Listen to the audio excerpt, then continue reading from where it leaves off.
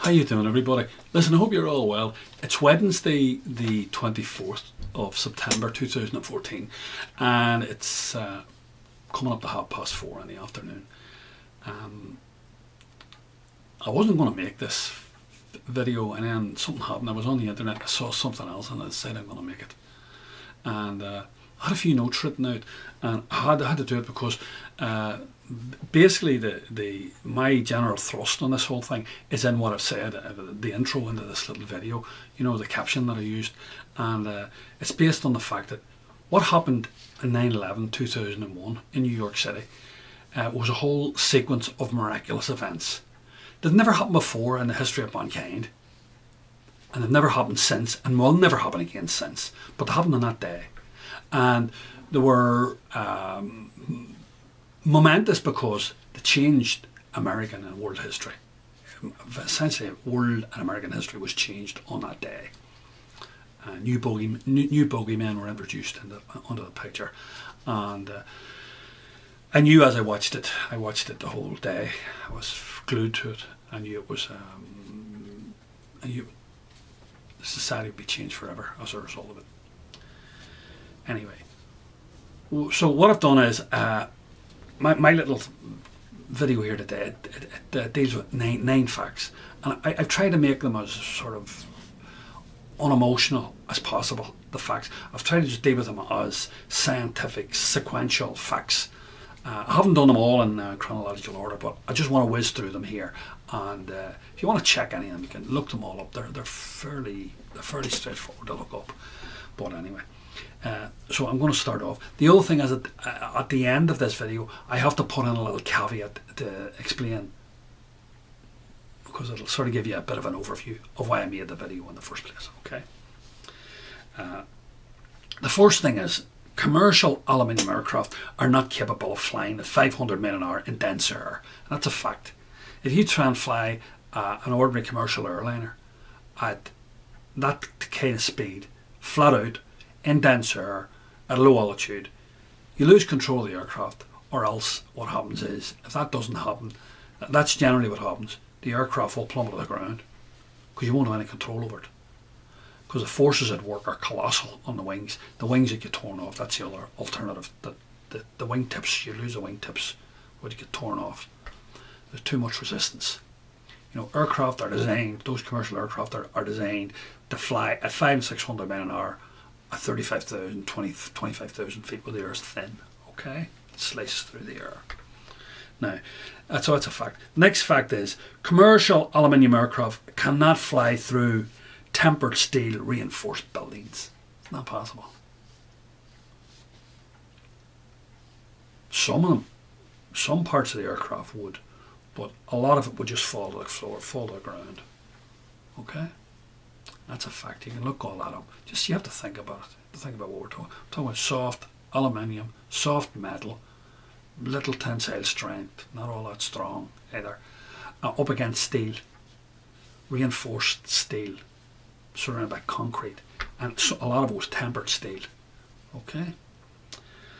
Next thing is, kerosene aircraft fuel cannot melt or soften high tensile steel beams.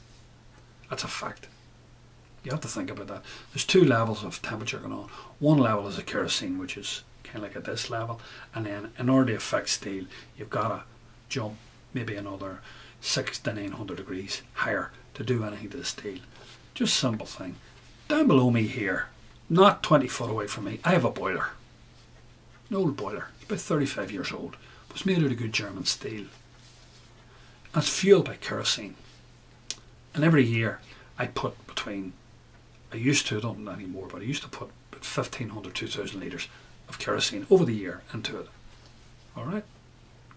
So over the 35 years I've had it, I put between 60 and 70,000 litres of kerosene into that boiler. Nothing softened in it. Nothing done anything. I open it up and clean it out every now and again. It's brand new. Still going today, same as it was 35 years ago. That's a fact. The next thing is, while it was all going on, while all these events were like planes were flying in these buildings and explosions were going off and on, you saw because I was watching it on television, it was live. None of this was staged or anything like that. This was coming out live. They were interviewing police officers, firemen, ambulance men, and everybody and anybody who was involved coming out of those buildings, escaping with their lives out of those buildings. So none of this was faked up, okay? And the vast majority of those people, and that was hundreds of people on that day, I remember it clearly, it's cut into my mind, all reported seeing and hearing and feeling massive explosions going off in those buildings. All throughout those buildings. Some of them reported them in the basement. Some of them reported not 90 stories up or 70 stories up where the planes were. In the basement. At ground level. At all sorts of levels. All throughout the buildings. Okay. Fact. Then what happened was an extraordinary thing. When the whole thing was over, almost immediately, the FBI came out with a statement saying, we know who these hijackers are. And I think within 24 hours, they had photographs of them on a wanted list. There's 19 men. 19 blokes. And they were all dead, supposed to be dead. Then what happened was, within about 2 or 3 days, we started hearing from all over the world, from other, you see, once you get outside the Western media, you start hearing the truth. These other agencies start reporting. Some of these men say they're still alive. There's some of these men, they're in Jordan, Oman, Saudi Arabia, all over the Persian Gulf, all over the Middle East area. 9 of them, 9 out of these 19 were still alive after the event. That's a fact. Okay. Then you have to go to the end of the day. And at the end of the day, an extraordinary thing, the most extraordinary thing of all happened. A building called Building 7. It just decided to collapse into its own footprint, struck by no plane. It had fires at the side of it and at the back of it. Right? You can see the black smoke coming up out of it. Low temperature fires, doing nothing. Okay?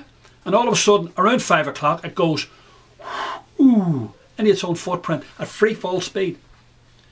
This building was as big as one of these other buildings.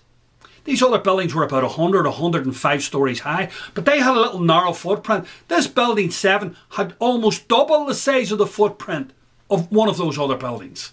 So it, in reality, was the size of one of those buildings. And it fell without any plane striking it. But of course, the official investigation carried out by NIST, the National Institute of Standards, right? They chose to ignore all that. Oh, just forget about that. Put that to one side. That never happened. Fact. The building fell of its own volition. Okay. Then the other thing was, which was an extraordinary thing, which started from the beginning of the day, while all these so-called four aircraft were flying all around North America, no aircraft, no military aircraft made any attempt at all, NORAD or whatever it's called, made any attempt to intercept these aircraft, these commercial airliners. So they're all flying around like this, all around North America for 2 or 3 hours, right? All doing all this stuff. And there's 2 fighters were called out of some Andrews or one of those Air Force bases down near Washington and sent off in the North Atlantic. Fact. So the US Air Force, it was okay up until that day, and after that day it was brilliant, back to scratch, but on that day didn't operate. Okay. Then the next thing happened was, this happened in New Jersey. A woman was looking out her window with a pair of binoculars. She's looking across the Sound there at the bottom of Lower Manhattan. New Jersey's across from it. And she's looking across and she's watching all this mayhem going on. She has it on the TV and all that. And down below her, about a half a mile away, she sees these blokes on top of a white van with a tripod and they're videoing the whole thing. And she thought initially, oh, they're a film crew or something doing this. No. They were shouting and high-fiving and jumping around on top of the van. Okay. And having a great time. Whereas the rest of America was in a state of shock. So what happened? She reports it to the police. The police arrive with FBI people, plainclothes agents, and they arrest these 5 guys, take them away. Who are they? they turn out to be Mossad agents working for Israeli intelligence.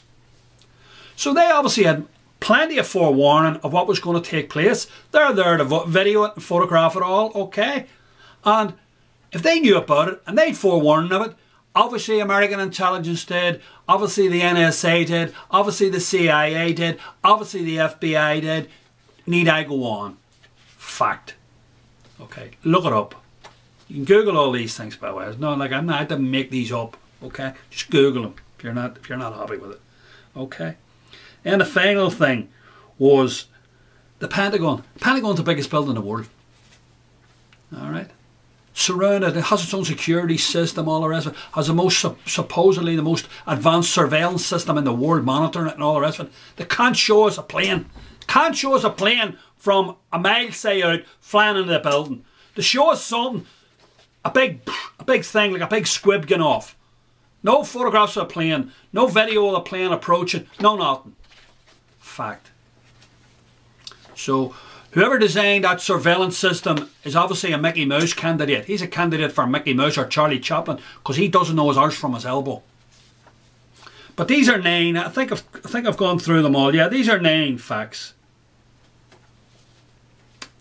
And as I say, they're all miraculous events. None of them happened and none of them will happen ever could happen before 9/11. But they all happened sequentially on that day. Brrr. Okay? And after that day, never happened again. Never happened again. I just want to finally finish one thing. I just want to say it. People say to me, well, you know, you've said these things, but we still don't believe it. Of course you don't. Because in order to believe this, you have to have an open mind. And it was the great American social philosopher Upton Sinclair who said, it's very difficult for a man-stroke woman to believe in something when their salary depends on them believing the opposite, the very opposite. Okay? That's the way it goes down. That's the way it goes down. When I was a little boy in the Falls Road in Belfast, my father told me, an old man told me before he died, he said, son, I want to tell you something. 2 things. He told me loads of things, but he told me these 2 things. Never cast pearls in front of swine. Okay? Number 1. And I quote you the Bible. He said, I don't like quoting you the Bible. You know what I think about the Bible. He had no time for anything religious like myself. He said, but I want to tell you this, he said. It's very, very simple. There are none so blind as those who will not see. But I know what fucking hymn sheet they're singing off. They're all paid agents of the state when they don't want to see. That's the way it goes down. That's the way it goes down. When their salary, next month's salary, depends on them being an active member of the state can do what it likes and get away with it.